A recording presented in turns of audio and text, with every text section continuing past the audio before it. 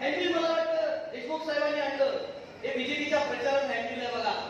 याच्यावरती दोन फार इंटरेस्टिंग मुद्दे आहे बघा. म्हणजे हरामखोरीची हाईट काय असते तुम्हाला सांगतो इथे. याच्यावर काय लिहिलंय, शेतकऱ्यांना बहुतांश पिकांवरती एमएसपीचा लाभ. कशाचा? एमएसपीचा लाभ. दुसरा मुद्दा फार इंटरेस्टिंग आहे, शेतमालाची रेकॉर्ड खरेदी झालेले शेतकऱ्याचे उत्पन्न वाढले. काय म्हणतात नरेंद्र मोदी भाजपने, शेतकऱ्याचे उत्पन्न काय झाले? वाढलेले सांगतात. वाढले का शेतकऱ्याचे उत्पन्न? वाढलं काय? नाही. म्हणजे याला काय म्हणतात, खोटेपणाचा कळस. आज लोकमतला पहिल्या पानावर जाहिरात आहे.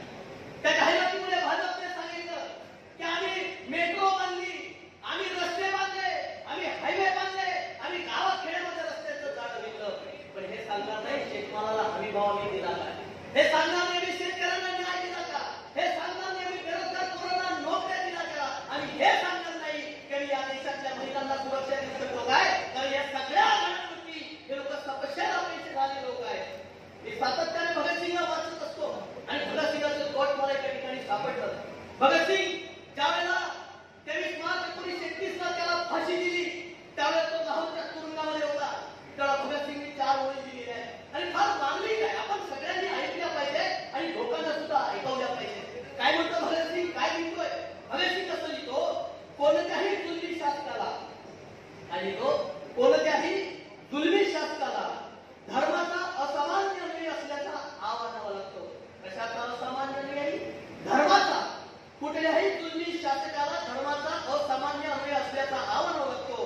कारण अशा शासकाला जनता बापू भिरू आणि देवाला घाबरणारा मानायला लागते. मग या शासकाविरुद्ध सहजासहजी उठाव होऊ शकत नाही. कारण लोकांना वाटतं की देव आणि धर्म या शासकाच्या बाजूने आहे. हा याचा फायदा असतो. हे मी नाही लिहिलं, हे काँग्रेस राष्ट्रवादीने नाही लिहिलं, महाविकास आघाडीचा कुठल्या नेत्याने नाही लिहिलं. हे 95-94 वर्षापूर्वी भगतसिंगांनी लिहिलं की जो जुलूमशाही करणारा शासक असतो, जो सत्ताधीश असतो, तो लोकांच्या हक्काधिकार दाबत असतो, तो काय करत असतो, तो आम्ही धर्माचा खूप मोठा ठेकेदार असल्याचा दावा मानत असतो. आणि म्हणून तुम्ही पाहिलं मोदी साहेबांनी माळा गळ्यामध्ये ते भगवे कपडे, भस्म काय म्हणत ते सर्वशिष्ट ते काहीतरी वेगळंच केलं होतं. असं वाटलं या देशाचा पंतप्रधान. अहो लाज वाटते हो. मी मागे म्हटलं की खोटा बोलणाऱ्या माणसासोबत आपण दोस्ती पण करत नाही. 10 वर्ष खोटा बोलणारा माणूस या देशाचा पंतप्रधान कसा होऊ शकतो, हा प्रश्न आम्हाला या ठिकाणी पडतो आहे. आणि म्हणून आता त्यांच्याकडे विकासाचा कोणताही मुद्दा नाही. तुम्ही पहा, काहीच नाही, ते काहीच बोलत नाही आहे. ते सांगू शकत नाही. कारण त्यांचे शेतकऱ्यांचं धोरण बसलेलं आहे, महिलांचं धोरण बसलेलं आहे, कामगारांचं धोरण बसलेलं आहे, युवकांचं धोरण बसलेलं आहे. सगळी धोरणं बसलेली आहे. आता ते कुठे आले, ते रडीचा डाव घेणार. 20 तारखेला मोदी साहेब आर्मीमध्ये, मी तुम्हाला सांगतो काय करणार ते. इथून पुढे या जिल्ह्यामध्ये आणि देशामध्ये भाजप फक्त आणि फक्त जात आणि धर्मावर निवडणूक लढणार आहे. कशावर? जात आणि धर्मावर. आणि सांगणार आहे का राम मंदिर आम्हीच बांधलं.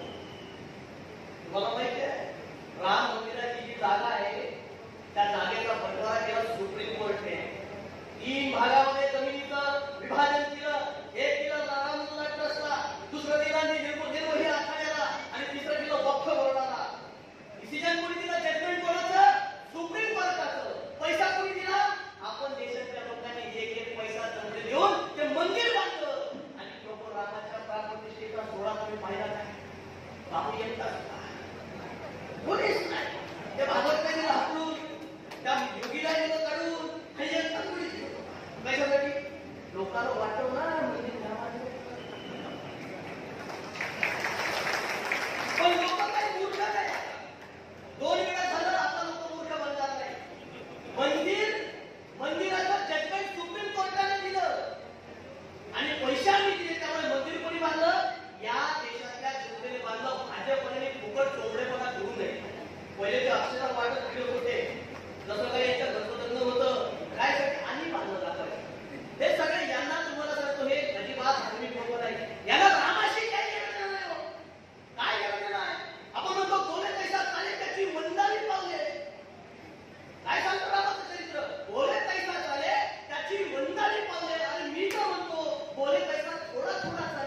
त्याची मी वंदनी पावले मला थोडा थोडा पण चालत नाही ना.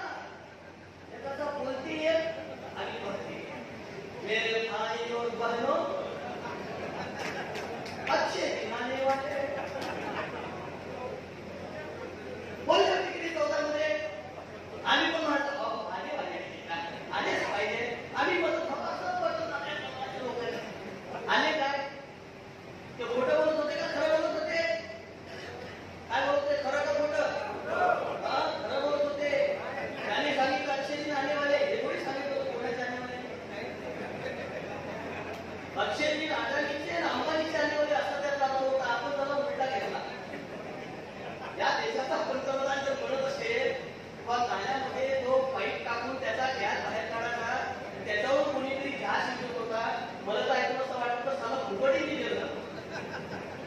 नाल्यात पाईप टाकून टाकून गॅस जरी काढला असतं निघलं असतं तरी पडलं असतं. काय महान लोक आहे. अरे आपण म्हणून देशाचा पंतप्रधान खरंच आज वाटते. अरे पंडित नेहरू, लाल बहादूर शास्त्री, इंदिरा गांधी सारखे लोक या देशाचे पंतप्रधान होते. जागतिक कीर्तीचे आदर्शाचे डॉक्टर मनमोहन सिंग या देशाचे पंतप्रधान होते. आणि कोण माणसं हा पंतप्रधान सांगतो की मैं कभी स्कूल ही नहीं गया. मेरे भाई और बहनों, मैं तो कभी स्कूल ही नहीं गया. मैं तो जंगल में चला गया. आणि यांच्या होम मिनिस्टर सांगतो ही तर एंटायर पॉलिटिकल सायन्स आता बोलणं करून गडी म्हणतो मी शाळेतच गेलो नाही. आणि यांचा गृहमंत्री म्हणतो ही एंटायर पॉलिटिकल सायन्स. अरे पण ते एंटायर पॉलिटिकल सायन्स नव्हता, कोर्सच नव्हता. जसं यांनी चहा ज्या स्टेशनवर विकला ते स्टेशनवर नव्हतं तसा कोर्स पण नव्हता. सांगायचं तात्पर्य काय यांचं चाल चलन चरित्र सगळं खोटं आहे. 14 मध्ये खोटे बोलले. काय सांगितलं? अक्षय आले. 19 मध्ये काय सांगितलं? देश मजबूत हातों में है. काय सांगितलं? देश मजबूत हातों में है. हाय का मजबूत हातों मध्ये? चीनने आपली जागा हडप केली. अरे त्या मणिपूरमध्ये आमच्या 2 आदिवासी बहिणींना लग्न करून हिंद काढली. आणि ह्या देशाचा पंतप्रधान 1 महिना त्याच्यावरती बोलला नाही. लोकांना आंदोलन करावं लागलं, विरोध करावा लागला. तेव्हा लाजे खातर ह्या माणसाने फक्त 2 ओळी त्याच्यावरती बोलल्या. निषेध करायला तयार नाही. हा म्हणतो देश मजबूत हातों में. देश मजबूत हातों में अजिबात नाही. देश अनपढ़ गवार इंसान के हाथों में है. कोई मजबूत हाथों में नहीं है. काय सांगितलं मोदीने आम्हाला? भाई और बहनों, हम भ्रष्टाचारियों के खिलाफ है. हम भ्रष्टाचारियों के खिलाफ है. काय सांगितलं मला? भ्रष्टाचारियों के खिलाफ है. सांगितलं की नाही? 19 मध्ये मी तेच सांगितलं आणि 24 मध्ये पण आम्हाला तेच सांगितलं की आम्ही भ्रष्टाचाराच्या विरोधात आहोत. ठीक आहे. आता ज्या 25 लोकांवरती बीजेपीने भ्रष्टाचाराचे गंभीर आरोप केले त्या 25 पैकी 23 लोक बीजेपीने सोबत घेतलेले आहेत. अजित पवार, अशोक चव्हाण, कृपाशंकर सिंग, छगन भुजबळ, प्रफुल्ल पटेल. किती लोक आहेत? 23. 25 पैकी 23 लोक आहेत. शॉर्टकट मध्ये जाताना सांगतो बीजेपी सरकार हे ओबीसी आणि शेतकरी विरोधी आहे. शेतकऱ्यांच्या मुद्द्यांनी आत्ताच सांगितलं तुम्हाला ओबीसी विरोधी कसा आहे. तुम्हाला माहिती आहे की मॅक्सिमम लोक ओबीसी आहेत का? पण आहे. तुम्हाला माहिती आहे ओबीसीचं राजकीय आरक्षण सुप्रीम कोर्टात लटकून आहे. माहिती तुम्हाला? माहिती आहे का? कोणी लटकवलं? हेच लटकवणारे बीजेपी वाले. आणि सुप्रीम कोर्टाने काय सांगितलं? ओबीसींना जर राजकीय आरक्षण पाहिजे असेल एका सर्व मुद्दा तर भाजपला सांगतात आम्ही ओबीसीचा पक्ष आहोत. आपल्याला सांगावं लागणार. काय सांगितलं? सुप्रीम कोर्टामध्ये अडक केला आहे. यांनी सांगितलं ओबीसीचा पक्ष आहोत आणि सुप्रीम कोर्ट काय म्हटलं?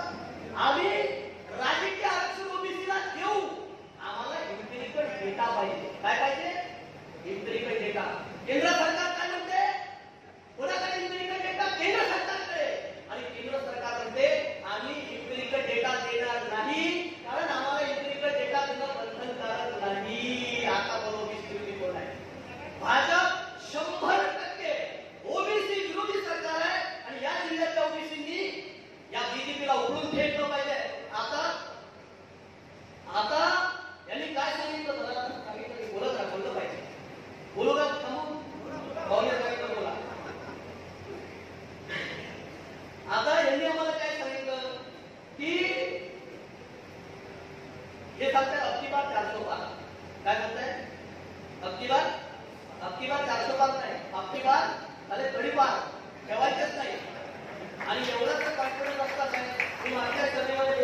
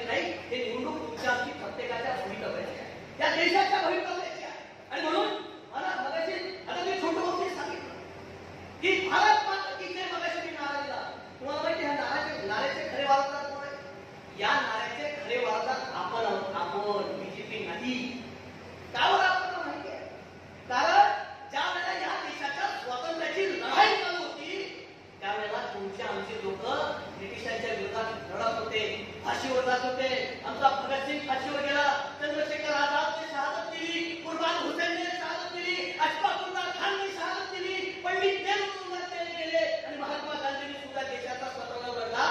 त्यावेळेला बीजेपीला जन्म देणारे हे आरएसएस वाले, ही जी बीजेपी आहे त्यांची औलाद आहे, ते आरएसएस वाले स्वतंत्र लढ्यामध्ये कुठेही नव्हते. हे लोक ब्रिटिशांची पेन्शन खात होते, ब्रिटिशांकडून राव बहादूर सारख्या पदव्या घेत होते, ब्रिटिशांसोबत जुळून घेऊन स्वप्न तयार करत होते. एवढंच नाही, तो 1942 चा लढा वर्धा जिल्ह्यातून दिल्लीपर्यंत पोहोचला, चलेगावचा लढा. त्या चलेगावच्या लढ्याच्या वेळेला आरएसएसचे जे त्यावेळेचे सरसंघचालक होते गोळवलकर गुरुजींचं एक पत्र व्हाईसरायला लिहिलं की 1942 चा लढा जिंकून टाका आणि त्यासाठी आरएसएसची काय मदत लागत असेल ते मागा, आम्ही तुम्हाला मदत करू. कोण म्हणते? आरएसएस वाले. त्यांनी 70 वर्ष आपल्या हेडक्वार्टरवरती तिरंगा नाही फडकवला. ते लोक सांगतात सभेची सुरुवात करतात, देवेंद्र फडणवीस, नरेंद्र मोदी, भारत माता की जय. अरे तुम्ही त्याचे वारसच नाही रे, तुम्हाला तो अधिकारच नाही मला द्यायचा. तुम्ही म्हटलं पाहिजे अंग्रेज जिंदाबाद, इंग्लंड माता की जय, राणी व्हिक्टोरिया की जय, हे भाजपवाल्यांनी म्हणावं. भारत माता की जय म्हणायचे तुम्ही वारसदार नाही, ते वारसदार आम्ही आहोत, कारण आमचे बाप झाले त्या देशाच्या स्वातंत्र्यासाठी लढले. आणि म्हणून येणाऱ्या काळामध्ये फक्त जात आणि धर्माचा वापर करणार आहे, फक्त जात आणि धर्म. याच्यावरती ह्या जिल्ह्यामध्ये त्यांच्याकडे मुद्दे असल्यावर 10 वर्षात काय काम केलं आंदोलन. कारण साहेबांचं 10 वर्षाचं योगदान काय? एखाद्या पंचायत समिती सदस्यासारखं काम आहे. रस्ते, नाल्या, गटर, बस स्टँड, खासदाराचं काम आहे. जिल्ह्यात 10 वर्षामध्ये रामदास कदम साहेबांनी एक नोकरी निर्माण केली सुद्धा मला सांगा. एक नोकरी निर्माण नाही केली, एक कारखाना नाही आणला. या जिल्ह्यातल्या शेतकऱ्यांचा एखादा प्रश्न लोकसभेत जाऊन आला असेल तर मला सांगा. मी लोकसभा विधानसभाचे सगळे सेशन बघत असतो, एक प्रश्न जाऊन झालेला नाही. मग तुम्ही खासदार म्हणून 10 वर्षात केलं. तर या देशातले लाखो कोट्यावधी लोक ज्या रामाचा आदर्श घेतात, ज्या रामावरती प्रेम करतात, त्या रामाचा या लोकांनी राजकारणासाठी वापर करणं सुरू केलेला आहे. रामाचा राम हे काय राजकारणासाठी वापर करण्याची गोष्ट आहे. जो राम या देशातल्या लोकांच्या मनात आहे, हृदयात आहे, या देशाच्या संस्कृतीचा प्राण आहे, त्या रामाला तुम्ही राजकारणासाठी वापरता, तुमच्या राजकीय फायद्यासाठी वापरता, तुमच्या मतदानासाठी वापरता, तुमचा माणूस आमदार खासदार निवडून यावा म्हणून वापरता.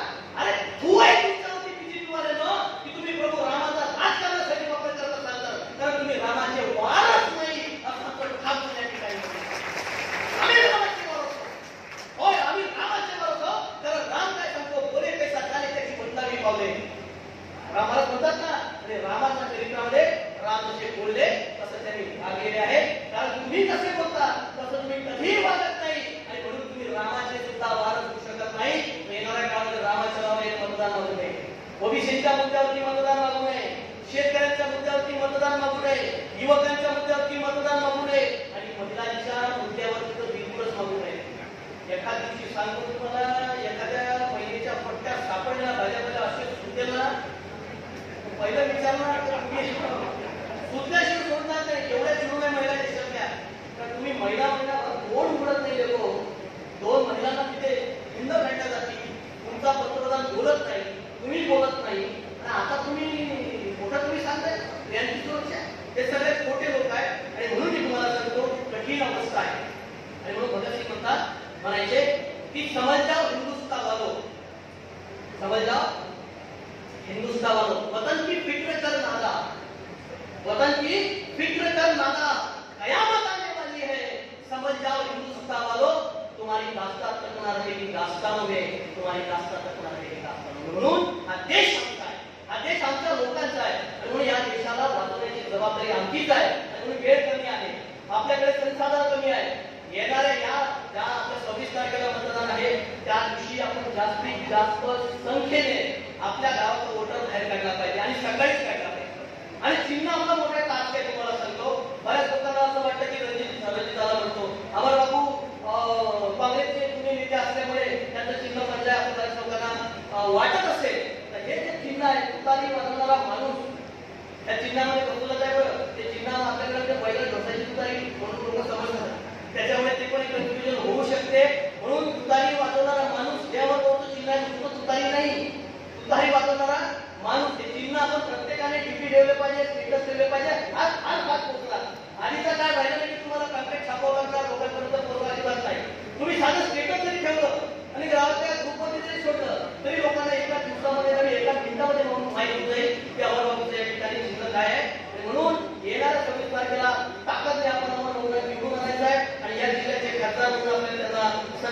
पाठवलं